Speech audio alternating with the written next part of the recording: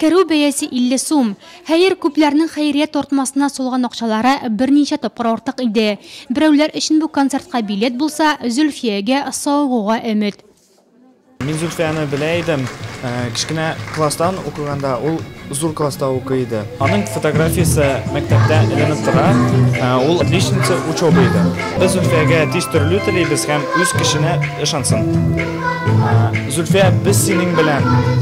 Зөлфиягә 21 яшь. Кайчандыр тормышны яраткан кыз бүген хастахана юлын таптарга мәҗбүр. Аңа кыйммәтле химиотерапия кирәк. Бер курс зур акчалар сорый. Зөлфиягә 5-6 курс таләп ителә. Зөлфия иң акыллы, иң тәртипле укучыларның берсе иде. Ул мәктәптә үткәрелгән барлык чараларда да актив булды. Мәктәпне дә бик яхшы билгеләргә тәмамлады. Аның авыруы безнең барыбыз өчен дә зур кайгы. Biz аның бу авыруны җиңеп, безнең арабызга тизрәк кайтуын көтеп калабыз. Зөлфия, без сиңа ышанабыз. Шәһәрнең 3нче мәктәбе укучыларыннан тыш концертта балалар сәнгать мәктәбе, Ледок быстройына йөрүче яшь талантлар да катнашты. Хәйрия чарасы уздырылуын белеп, Эсперанса бию төркеме үзе чыгыш ясарга теләк белдергән.